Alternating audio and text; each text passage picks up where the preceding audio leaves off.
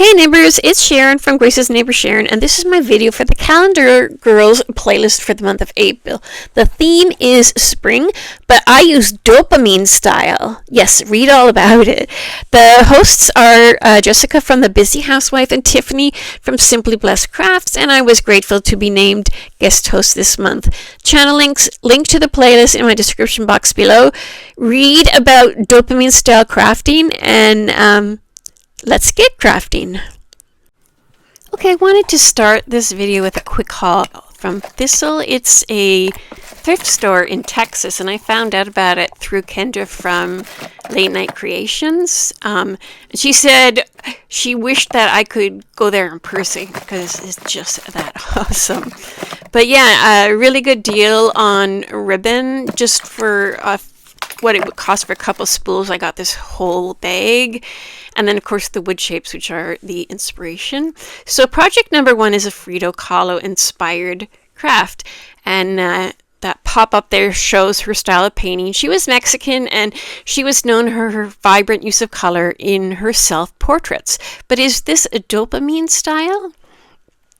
So do a Google search if you're not sure what dopamine actually means. This is the Google search that I did, and it talks about finding joy in your surroundings and using color and bold patterns. So if after watching this video you like the idea of dopamine crafting, maybe you could do a dopamine themed video. So this is the calendar that I cut out most of my flowers from. I liked it because the style of all the flowers was the same. So I actually cut flowers out of another calendar and ended up not using them because they just didn't match the style. I really liked this sort of, it's like a faux, it's a faux flower of a faux flower, if that makes sense. It looks like a faux flower, but that's what I was going for. And that calendar also had those neat strips on the side, so I cut out a bunch of those strips as well. Now you saw I rubbed some burnt umber in there. I was talking through that.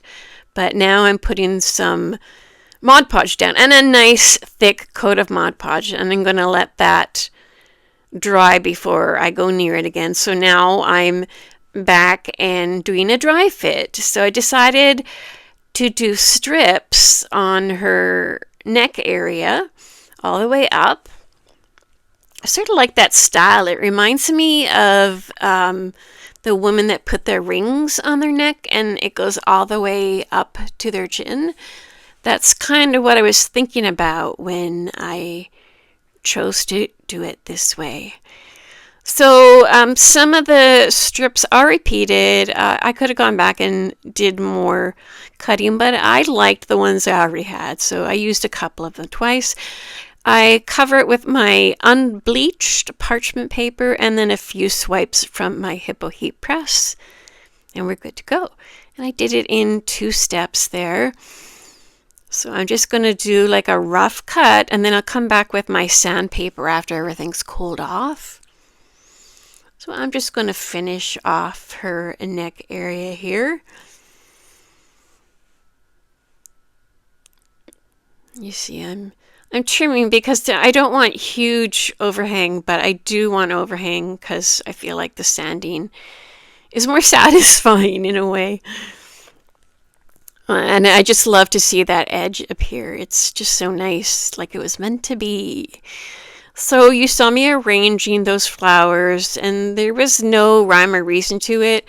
Just wanted a mix of colors, different shapes, so that there wasn't one part of the silhouette that had like a bunch of similar looking things. Like it's all different, you know, pink is not touching pink and large flower is not touching large flower. Like I tried to mix it up, even added in a few leaves there, and then I'm coming in now with my sandpaper to do all the edges. And this silhouette, I mean, when I saw it, I was like, right away, I knew what I was going to do, which is kind of funny because for a split second, I looked at it and I'm like, there's a piece missing from this.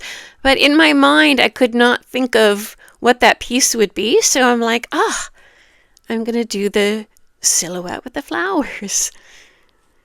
And I love that I put that bird up there because Frida Kahlo had a lot of birds and butterflies in her self-portraits as well. So I'm mindful of the fact that I'm trying to do a dopamine style here. So I'm using bright colors and patterns and like no pastels. And you'll notice I'm sort of building up these flowers. So I take two of the same, and the middle part of the flower is a single flower that I rolled up to make it full. So it's like a double flower. I know I'm probably not explaining that as good as I could. But basically 2 roses became 1, 2 petunias became 1. And now I'm going to finish up. I tried using one of those big dice in the back, but it was falling over because it's heavy on one side, and it was also just too huge and visible. So I used a couple of these tumbling tower blocks and a couple of the regular square blocks, and then painted them so they blend into the back. And you will get a good look at this during the final reveal. Okay, project number 2, trinket bowls. Still using the calendar images and still going for dopamine style. So I did go back and cut out a few more images, some butterflies and smaller flowers, because these little trinket bowls are kind of small. You can find them in the wedding section. I think they're sold as condiment dishes or candy dishes maybe. So there's a third bowl in here that makes an appearance every once in a while, but I end up only finishing 2 of them, so I'll try and point it out so you're not confused. But basically, one bowl I put the glue on the flower part of the image and glued that on the outside, and then the other bowl I glued the back of the calendar image and put that on the inside. So kind of like totally opposite. And then I'm going to come in with some white paint. So this one I'm doing the white paint in the middle, or on the inside I should say, and then the other one I'm doing it on the outside. So basically just making the images pop. So you see how I go over the actual paper on that one.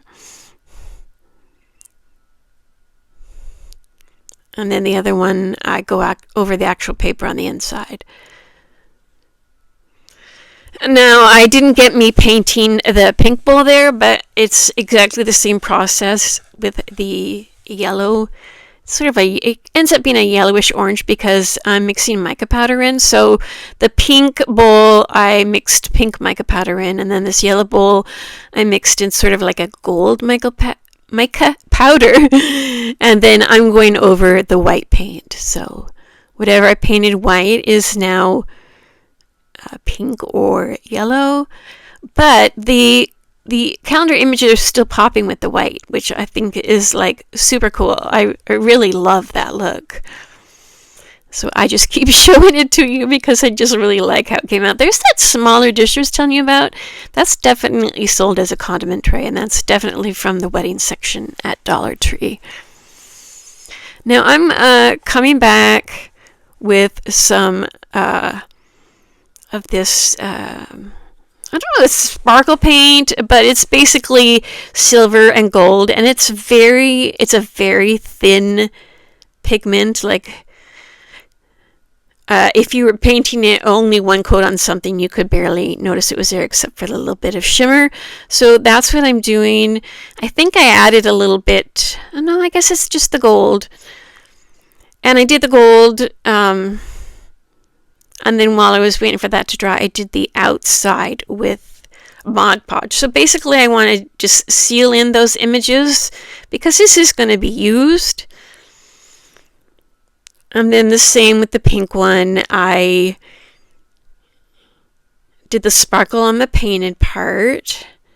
So the pink one is getting a silver sparkle and the yellow one got a gold sparkle. And then Mod Podging over the actual paper images. So it's like basically the same for each one, just different surfaces, but same process. And I really want to get a good coat to cover those because like I said, it's going to be used, and you don't want it lifting up. You want a nice solid coat to protect the images. Now, this is extra, and if you're an extra crafter, like many of us are, if you were doing something like this, you could finish it off with this foil. It's like silver foil and rose gold foil. And I did get some from Temu. Of course, it's in a little bag, and I don't know where it is, but my mica powder box had little bottles of foil, and I couldn't find regular gold, but I found rose gold, and then the silver. So the dish with the silver paint got the silver foil on top, and the dish with the gold paint got the rose gold on top. And basically you just tap some Mod Podge on there, and then while it's wet you press down all that silver foil all the way around, but you leave it loose, so it's sort of overhanging, and there's bits of it that aren't attached, but you wait till the Mod Podge is dry. And then I came back with a fan brush, any kind of brush would probably work, and I'm just brushing over it, and that's releasing the little bits that aren't attached, giving it a little bit of a cleaner look, and it's probably not going to shed when you use it. And again, I did the same with both bowls. I really like my fan brushes lately. And then I tab them, and there's how they look. And you can do this with, stickers and transfers, so better look in the final reveal for these. Okay, project number 3, Bloom and Grow. This is our third and final project, and these are tags. I've been wanting to do another Bloom and Grow for a while now, so now's my opportunity. I did one, maybe a year or two ago, and I really liked it, but Dopamine style, I had to go for it. So there's those floral images that you saw me cutting out during the first project, and I'm going to use them as the center of these wood flowers that I'm going to put on this Bloom and Grow tag. And it's actually going to be 2 tags together just to make it a little bit more realistic, but the bottom tag is just going to be painted a solid color pink, and the front tag has all the detail. And there's a lot of details and a lot of steps in this one, so I did my best to keep it short so it wasn't too boring or confusing. So the first thing I'm doing here is painting. I dry fit the flowers, but I take them off to paint. And I'm using just regular acrylic paint and using a foam dabber. I squeezed the glue in the middle and then tapped it around. And then went back, because sometimes when you tap the glue on, there's like little white spots that didn't get covered. So I always like to check and go back. So while those are drying, I'm going to come in with some of this white magnolia white, vintage white, magnolia vintage white chalk paint. It's not super thick, but I just wanted like a one cover, so I wasn't painting the colorful stuff on the bare wood.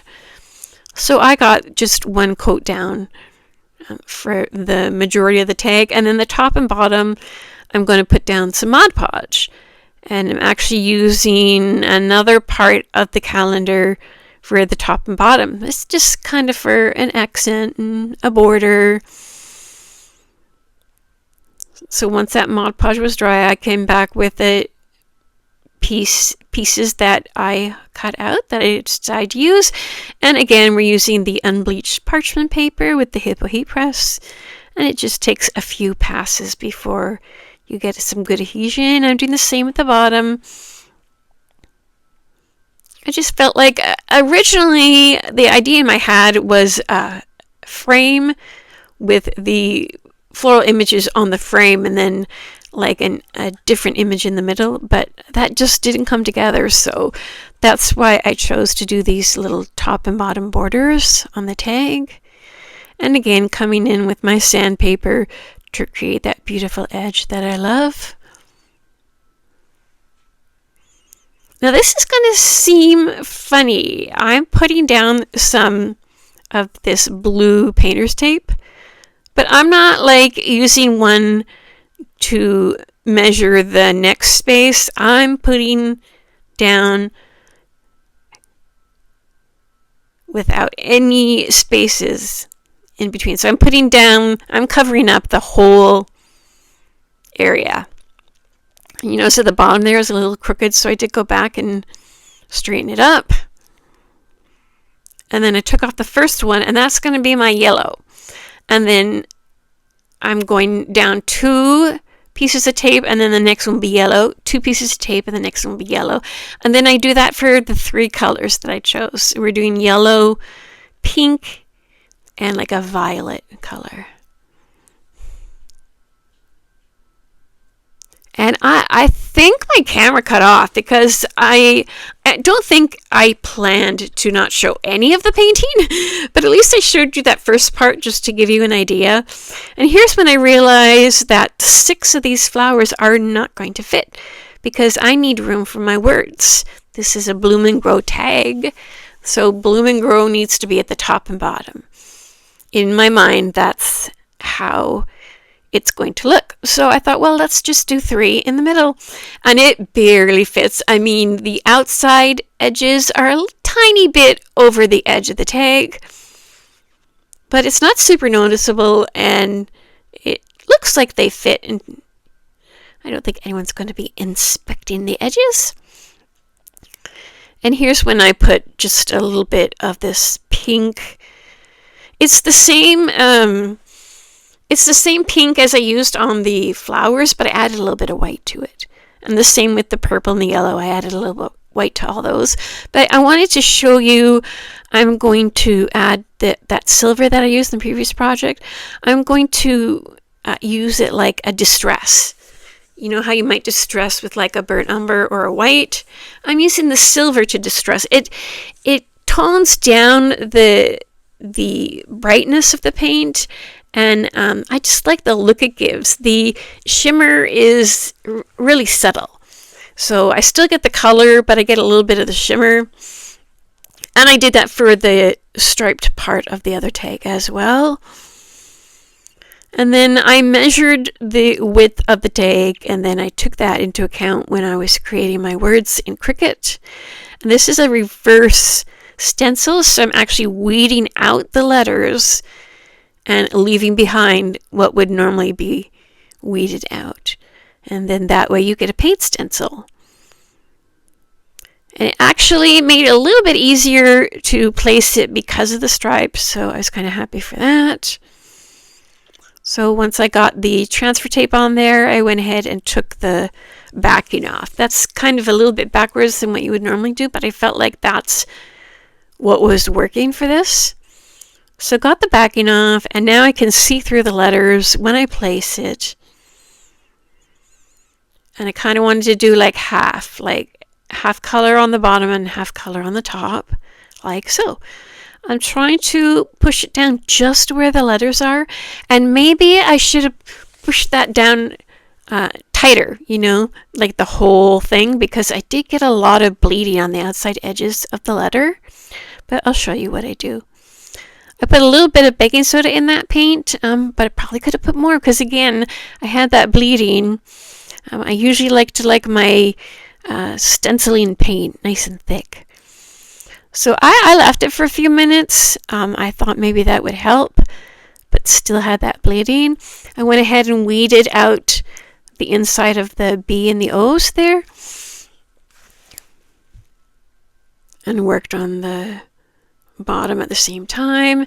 And I leaned into this word with my arm, so I totally messed up the W in grow.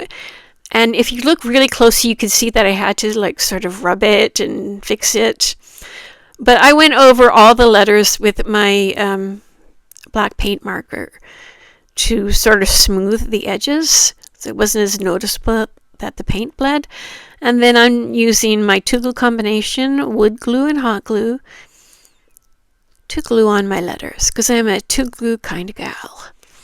And I was really careful where I put those flowers down, because that hot glue isn't going to stay movable for very long. I put in a few highlights, And I did go in and finish it with a couple more things, which you will see in the final reveal.